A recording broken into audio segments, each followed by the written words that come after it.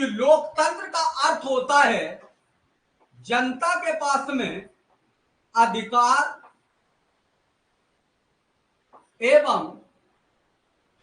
एवं शक्तियां दोनों मौजूद होती हैं। कोई आपसे पूछे कि लोकतंत्र शासन प्रणाली का मतलब क्या है,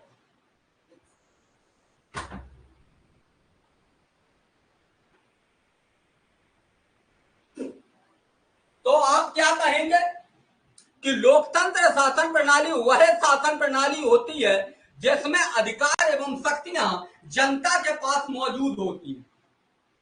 क्या कहेंगे? लोकतंत्र शासन प्रणाली वह शासन प्रणाली होती है जिसमें जनता के पास में अधिकार एवं शक्तियां दोनों मौजूद होती हैं। बात समझ में आ रही है? हाँ या ना बताओ, क्योंकि जो बात हम आपके सामने रखने जा रहे हैं सीधा क्वेश्चन आएगा, सीधा।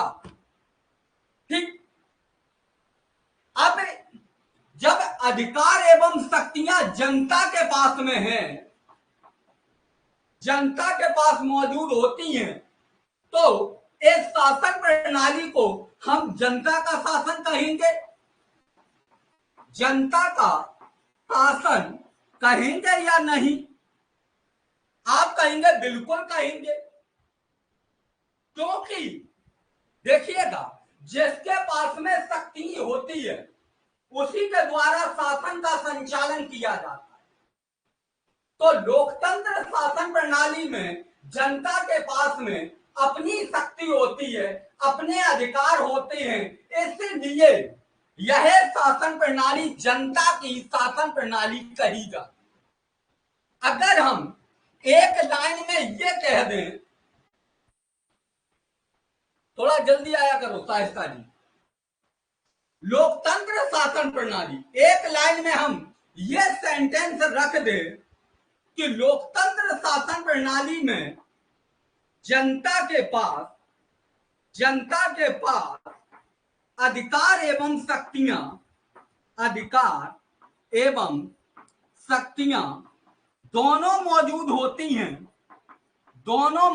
होती हैं।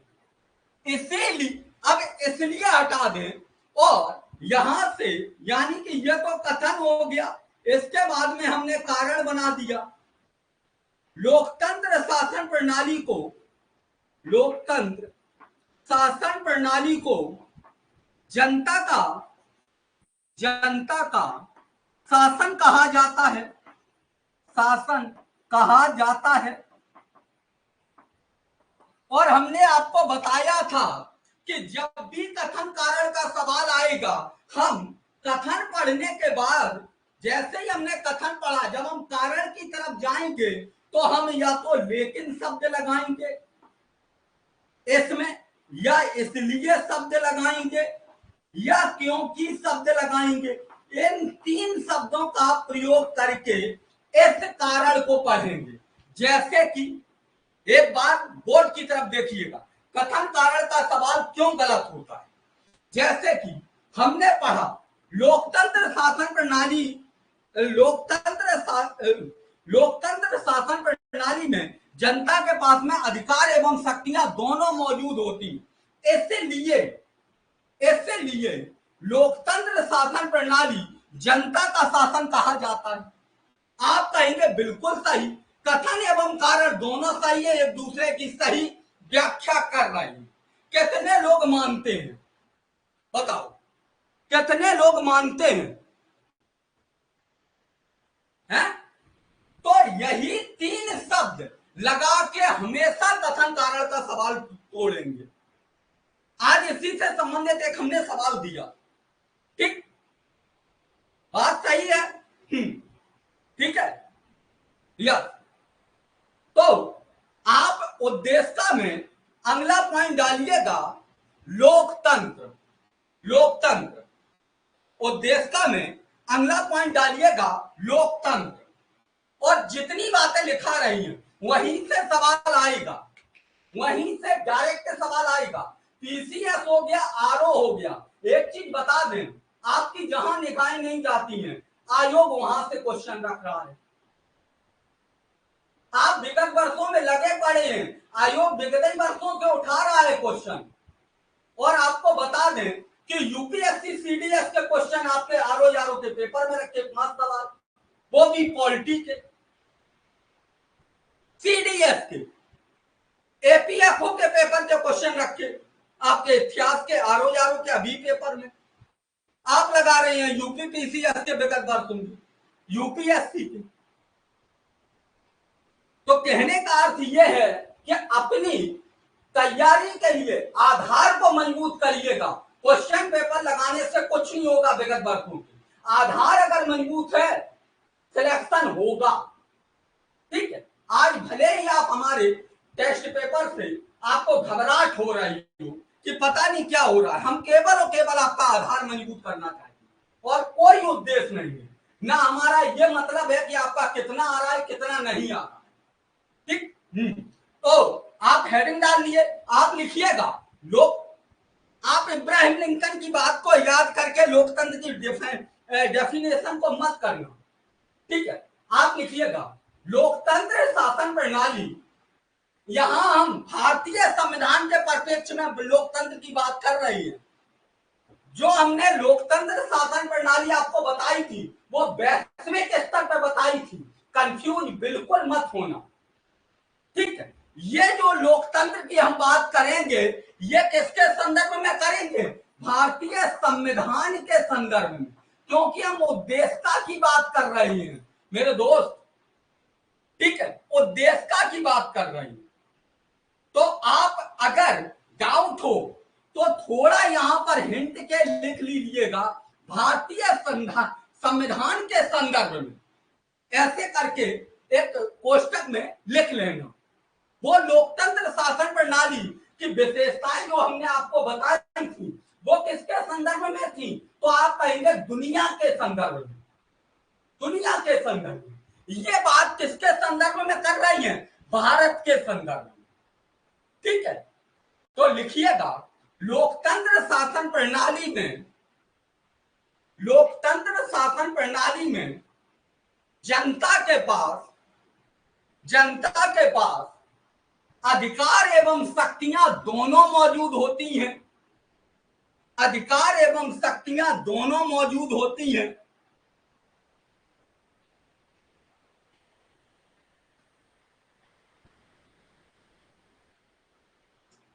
इसीलिए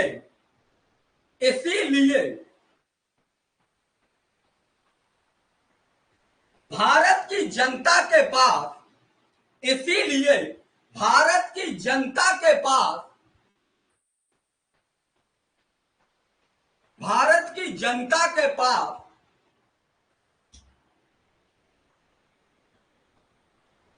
शासन संचालन की शक्ति, शासन संचालन की शक्ति, एक एरो लगाना, शासन संचालन की शक्ति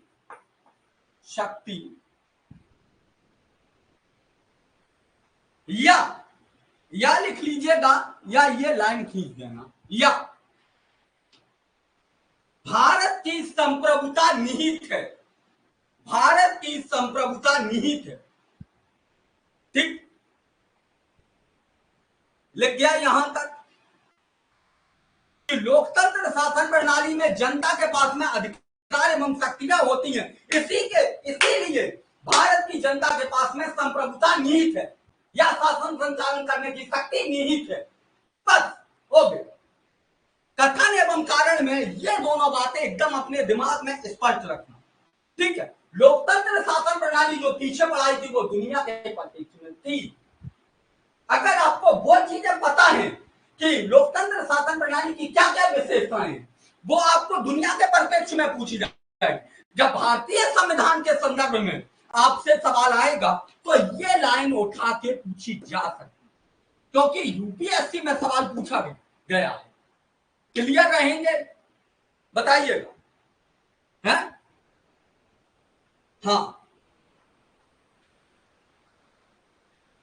और थोड़ा स्पीड से पेन चलाया करो। ठीक है, धीरे मत किया करो। यूपी पीसीएस और यूपीएससी की अगर तैयारी कर रही है तो तैयारी जैसा लगे। हाँ,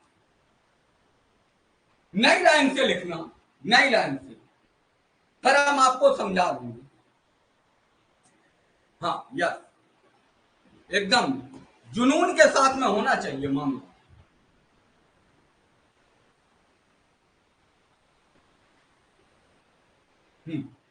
लिखिएगा, लोकतंत्र शासन प्रणाली में, लोकतंत्र शासन प्रणाली में, लोकतंत्र शासन प्रणाली में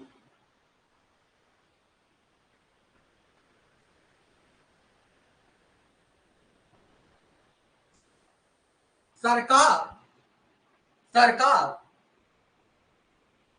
जनता के प्रति उत्तरदायी, सरकार जनता के प्रति उत्तरदायी, स्टार बना के लिखना, डायरेक्ट सवाल क्वेश्चन आएगा। लोकतंत्र शासन प्रणाली में सरकार जनता के प्रति जवाबदेही एवं उत्तरदायी होती है, एवं उत्तरदायी होती है। लोकतंत्र शासन प्रणाली में सरकार जनता के प्रति जवाबदेही एवं उत्तरदायी होती है। लेकिन लेकिन लेकिन भारत में संसदीय शासन प्रणाली को अपनाया गया है। लेकिन भारत में, अरे संसदीय शासन प्रणाली नहीं, भारत में, लेकिन भारत में संसदीय लोकतंत्र को अपनाया गया है, संसदीय लोकतंत्र को अपनाया गया है। इसलिए इसलिए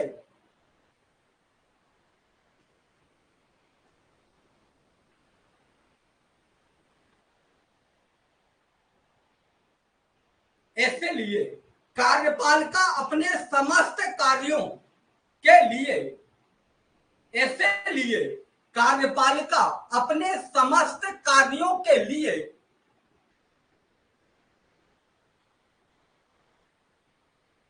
लेकिन भारत में संसदीय लोकतंत्र को अपनाया गया है। इसलिए कार्यपालिका अपने समस्त कार्यों के लिए विधायिका विधायिका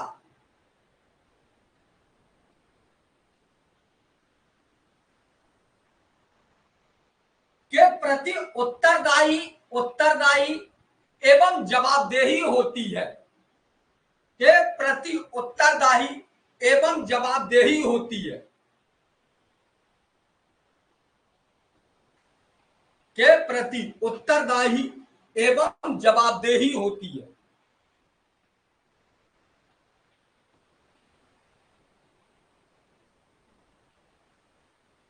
उत्तरदायी एवं जवाबदेही, ठीक,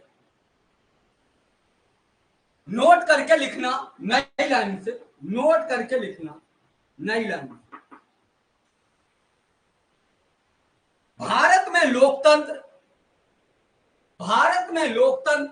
जनता के प्रति जवाबदेही नहीं होता है।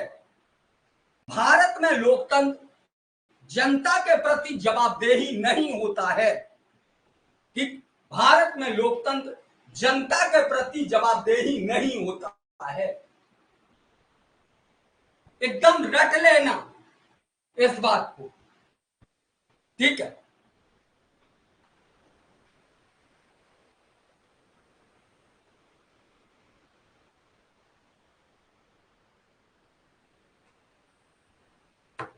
हो गया सभी लोगों का? एक बार बताइएगा।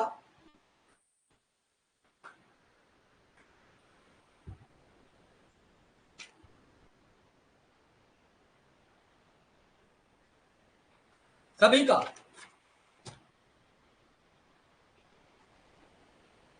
हम्म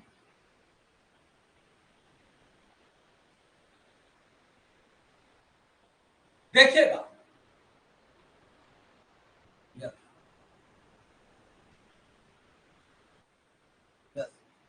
जिन देशों में लोकतंत्र शासन प्रणाली के साथ में अध्यक्षात्मक शासन प्रणाली चलेगी, मेरी बात को समझना, जिन देशों में लोकतंत्र शासन प्रणाली के साथ में अध्यक्षात्मक शासन प्रणाली होती है, उन देशों में जनता के प्रति सरकार उत्तरदायी एवं जवाबदेही हो।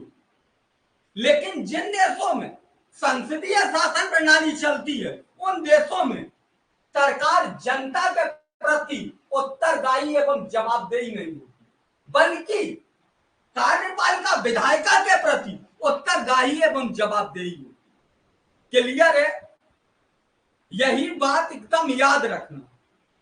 आपसे भले ही ये लाइन लिख के पूछ ली जाए कि भारत में लोकतंत्र जनता के प्रति जवाबदेही है, आप कहेंगे बिल्कुल नहीं।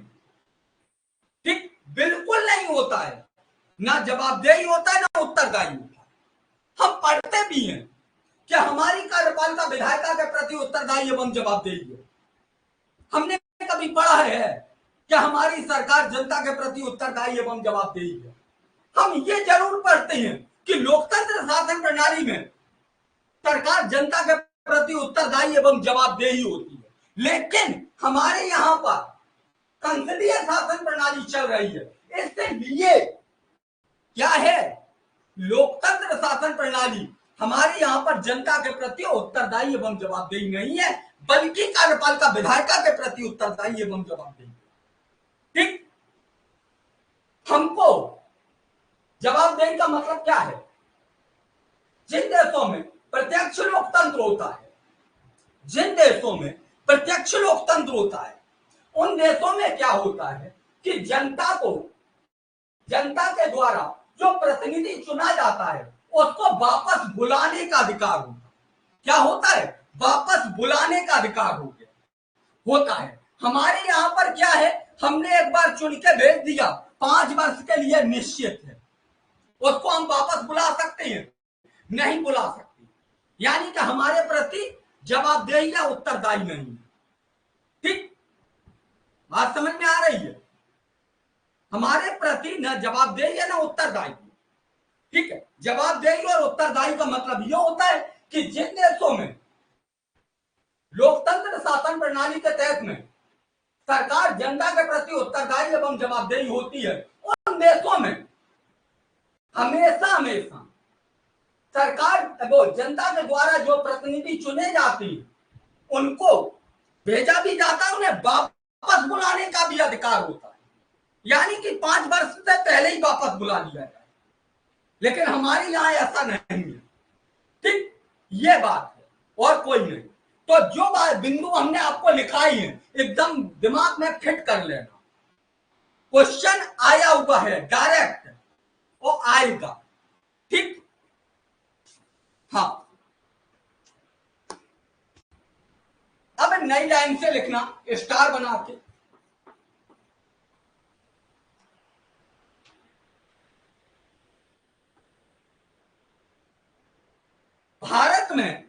भारत में राजनीतिक लोकतंत्र के साथ साथ, भारत में राजनीतिक लोकतंत्र के साथ साथ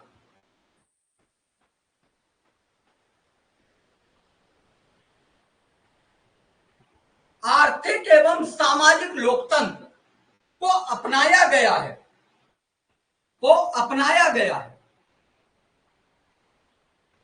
ठीक है, ये चरण होते हैं लोकतंत्र के। तो भारत में कौन सा लोकतंत्र है?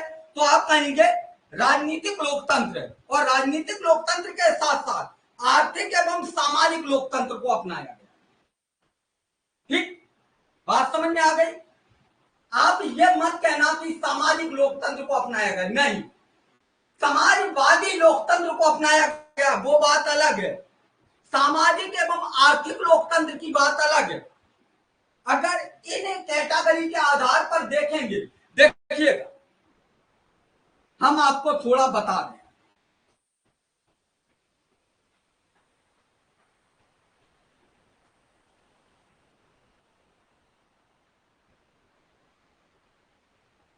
लोकतंत्र के प्रकार कई प्रकार से होते हैं। एक होते हैं आर्थिक तरीके से, आर्थिक तरीके से। तो आप कहेंगे आर्थिक तरीके से कैसे हैं, तो आप कहेंगे पूंजीवादी, पूंजीवादी, समाजवादी, समाजवादी और हाँ पूंजीवादी समाजवादी, ऐसे ही दो ही। ठीक, तो हम कहेंगे समाजवादी लोकतंत्र को अपनाया गया। अगर आप कहेंगे विचारधारा के आधार पर लोकतंत्र के प्रकार, विचारधारा के आधार पर लोकतंत्र के प्रकार, तो आप कहेंगे विचारधारा के आधार पर तीन प्रकार के होती हैं, एक राजनीतिक, एक आर्थिक और एक सामाजिक। ठीक, तो हमने कौन सा राजनीतिक लोकतंत्र को अपनाया है विचारधारा के आधार। ठीक, यहां पर सामाजिक लोकतंत्र को अपनाया है। ठीक है, और अगर शासन प्रणाली के तहत में देखेंगे जाके तो हमने संसदीय लोकतंत्र को अपनाया है, संसदीय लोकतंत्र को अपनाया है, शासन प्रणाली के अंतर्गत देखेंगे। ठीक है, तो कई तरीके से लोकतंत्र का मतलब सिर्फ और सिर्फ जनता का शासन नहीं होता, लोकतंत्र के कई चरण होते हैं, कई प्रकार से लोकतंत्र को देखा जाता है। ठीक है, एक हॉट टॉपिक है, एक बड़ा टॉपिक है। ठीक है, तो जहां से सवाल आ सकते हैं उन्हीं बिंदुओं पर हम चर्चा कर रहे हैं। तो हमने विचारधाराओं के आधार पर हम लोकतंत्र के प्रकार की बात करेंगे कि राजनीतिक लोकतंत्र के साथ साथ हमने आर्थिक एवं सामाजिक लोकतंत्र को अपनाया। ठीक है, अब आप नई लाइन से लिखना, नई लाइन से डॉक्टर भीमराव अम्बेडकर ने, डॉक्टर भीमराव अम्बेडकर ने संविधान सभा में दिए गए भाषण में कहा था, डॉक्टर भीमराव अम्बेडकर ने संविधान सभा में दिए गए भाषण में कहा था, क्या कहा था, इनकी बात को इन्वर्टेड कॉमा में रखना। डॉक्टर भीमराव अम्बेडकर ने संविधान सभा में दिए गए भाषण में कहा था, राजनीतिक लोकतंत्र तब तक स्थायी नहीं बन सकता है, राजनीतिक लोकतंत्र तब तक स्थायी नहीं बन सकता है जब तक कि इसके मूल में, जब तक कि इसके मूल में सामाजिक लोकतंत्र नहीं हो, नहीं है, जब तक कि उसके मूल में सामाजिक लोकतंत्र नहीं है, सामाजिक लोकतंत्र नहीं है।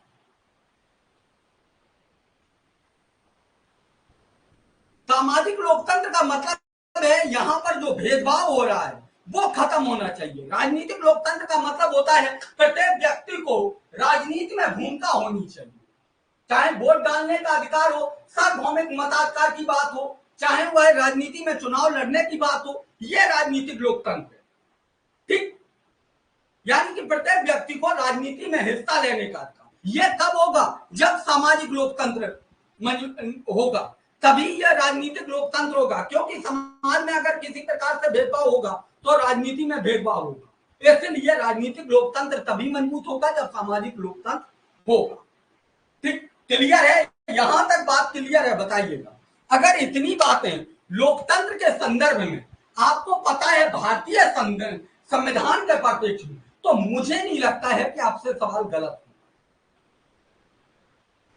गणराज्य, गणराज्य के संदर्भ में हम अक्सर किताबों में पढ़ लेते हैं कि भाई जो यहां का मुखिया होगा, मुखिया वो चुना हुआ हो।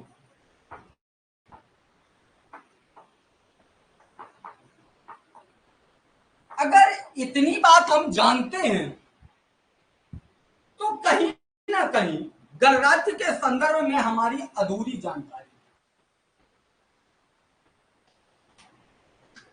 नहीं। चुनाव होने का मतलब गणराज्य थोड़ी नहीं है। किसी से अगर हमने ये कह दिया कि एक निश्चित समय सीमा के बाद में चुनाव हो जाना गणराज्य की व्याख्या करता है, तो वो चीजें डिफाइन नहीं करती। ठीक है, वो चीजें डिफाइन नहीं है। देखिएगा, गणराज्य का मतलब या गणतंत्र का मतलब बात एक ही है, चाहे गणराज्य कहें या गणतंत्र। गण का मतलब होता है जनता, और राज्य का मतलब है प्रणाली। क्या है? प्रणाली।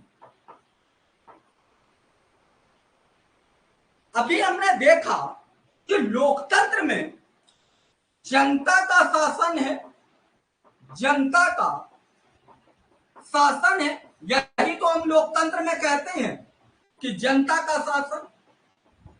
अब जनता के द्वारा, अगली लाइन हम कहते हैं जनता के द्वारा, जनता के द्वारा। अब जो जनता के द्वारा है, ये जनता किस तरीके से अपने शासन का संचालन करेगी, किस तरीके से? हर एक व्यक्ति कहने लगेगा कि हम भी, अब हमारा देश है, हम शासन करेंगे, तब तो संविधान का कोई पालन ही नहीं होगा। संविधान का कोई पालन नहीं करेगा, क्योंकि कल किसी के मन में आया कि भाई लोकतंत्र है, हम अपना शासन खुद चलाएंगे। कोई भी कह सकता है। बताओ, आधी रात को कोई सो रहा है, तो एकदम सपना देखा कि यार भारत तो लोकतांत्रिक देश है और लोकतंत्र में होता है जनता का शासन, तो हम अपना शासन खुद करेंगे, खुद करेंगे। हम क्यों प्रत्याशी चुने, क्या कुछ करें, हम तो अपना एक मोहल्ले में एक नया अपना कानून लागू कर देंगे और वो ही चलेगा। यानी कि लोकतंत्र का मतलब हम कह सकते हैं जिसके ये जनता का शासन का मतलब क्या है, जिसकी लाठी उसकी भैंस वाली स्थिति हो जाएगी अगर गणराज्य नहीं होगा। लोकतांत्रिक देश अगर गणराज्य नहीं होगा तो लोकतंत्र शासन प्रणाली में आपको यह भी देखने को मिलेगा कि जिसकी लाठी उसकी भैंस, जिसकी लाठी उसकी भैंस। यानी कि कहने का अर्थ यह है कि जिसके हाथ में शक्ति है वो शासन करेगा, है? वो कहेगा कि ठीक है, फलाने के घर में से सड़क निकलेगी तो निकलेगी, हमारा शासन कह सकता है। लेकिन लोकतंत्र शासन प्रणाली तभी सफल हो सकती है जब गणराज्य होगा। अब गणराज्य का मतलब यह थोड़ी नहीं है कि चुनाव कर देना। चुनाव एक निश्चित समय सीमा के बाद में चुनाव करवा लेना कोई गणराज्य का वो थोड़ी नहीं माना जाएगा कि गणराज्य है। फिर तो कोई कहेगा यार लगाओ टेंट, कल लड़ते हैं राष्ट्रपति का चुनाव, लोकतांत्रिक देश है, परसों बनते हैं आरबीआई के गवर्नर, क्या दिक्कत है? अपना शासन है, खुद चलाएंगे। चुनाव ही तो होना है, वोट नहीं देंगे हम जबरदस्ती, धोखन पट्टी में देंगे, खट आदमी देगा वोट। यानी कि जिसकी लाठी होती है, चुनाव भी नहीं। संविधान निर्माता बहुत बहुत गहनता के साथ में संविधान का निर्माण किया, बहुत गहनता, इस पर भी विचार किया। नहीं, गणराज्य का मतलब कि जो भी जनता इस प्रणाली का हिस्सा बनना चाहती है उसके लिए पहली बात है अर्हताएं होनी चाहिए, अर्हताओं की पूर्ति करें, चाहे स्थायी कार्यपालिका का हिस्सा बने चाहे आप अस्थायी कार्यपालिका।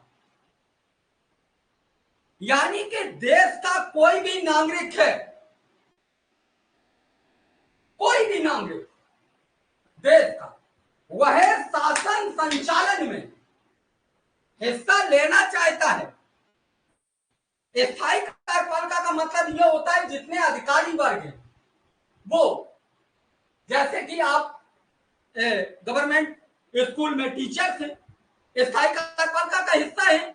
आपके लिए भी तो अर्हताएं निर्धारित है, बीएड करके आइएगा, टीजीटी पीजीटी देके आइएगा, ये अर्हताएं तो हैं। इसके बाद में आप एंट्रेंस दीजिएगा, एंट्रेंस क्वालिफाई करिएगा, मेरिट लिस्ट जारी होगा, तब आप टीचर बन पाएंगे। ऐसे तो कल कोई उठेगा कि ठीक है हम टीचर बनते हैं, हमारा देश है, हम तो सरकारी स्कूल के मास्टर बन जाएंगे। तो उसके लिए भी अर्हताएं निर्धारित की गई। अर्हताओं का होना अति आवश्यक है। गणराज्य में पहली महत्वपूर्ण बात होती है अर्हताओं की पूर्ति। फिर इसके बाद में चुनाव एवं चयन की प्रक्रिया, चुनाव एवं चयन की प्रक्रिया, ये दो बातें गणराज्य को डिफाइन करती हैं। और चयन और चुनाव की प्रक्रिया में यहां तक बोल दिया गया, चाहे भारत का राष्ट्राध्यक्ष हो वह भी चुन के जाएगा। राष्ट्राध्यक्ष का मतलब राष्ट्रपति हो, वह भी चाहे चपरासी से लेकर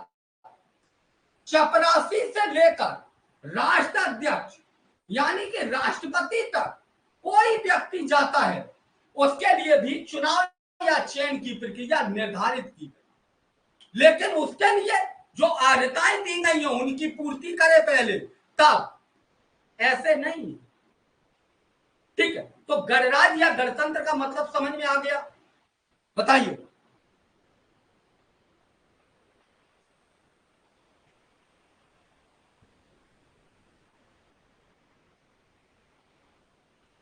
हाँ या ना बताइएगा।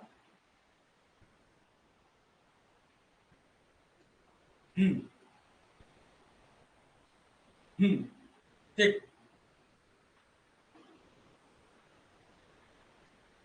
तो हेडिंग डालिएगा गणराज्य, हेडिंग डालिएगा गणराज्य।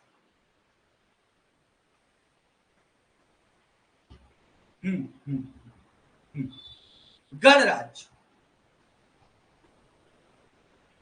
भारत एक गणराज्य है।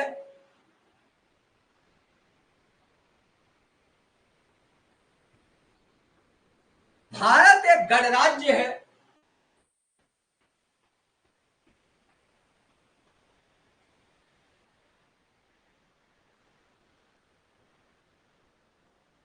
गणराज्य या गणतंत्र, गणराज्य या गणतंत्र उस राज्य को कहते हैं, उस राज्य को कहते हैं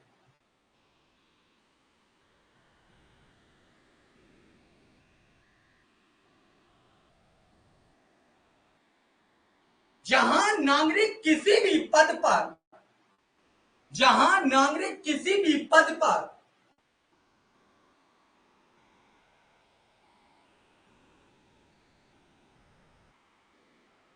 आसीन होने की अर्हता रखते हैं, आसीन होने की अर्हता रखते हैं।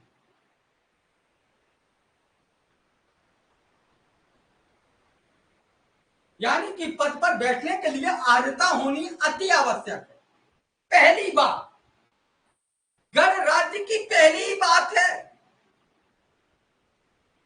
ठीक है, आप ये बात जरूर बोलेंगे, अर्हता रखते हैं।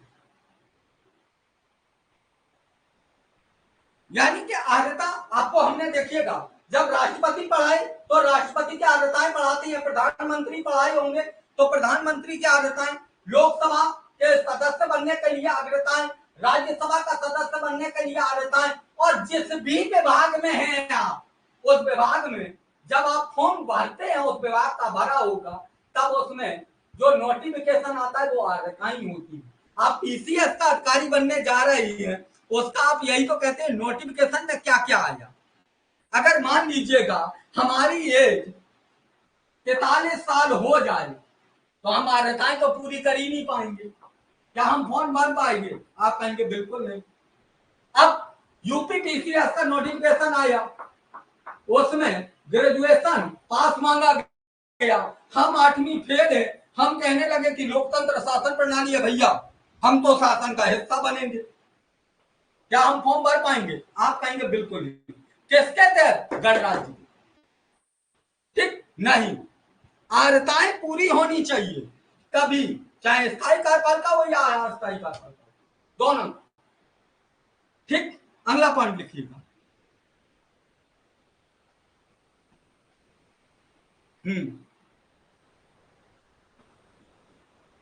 ऐसे ऐसे ऐसे राज्यों में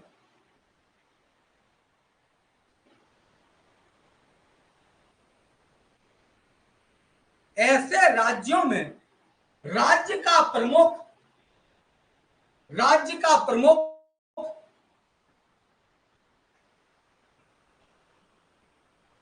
भी वंशागुणत न होकर भी वंशागुणत न होकर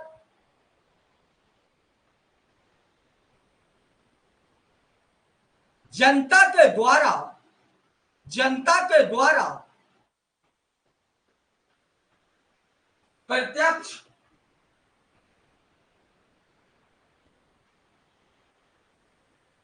या परोक्ष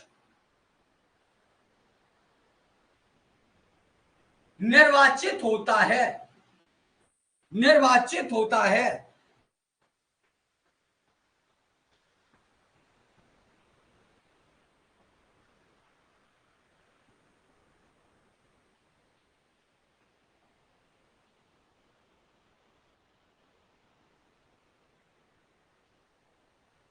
नोट करके लिखिएगा। जिन देशों में लोकतंत्र होता है जिन देशों में लोकतंत्र होता है उन देशों में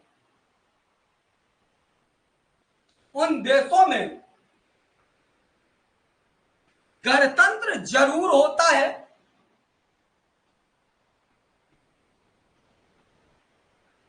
गणतंत्र जरूर होता है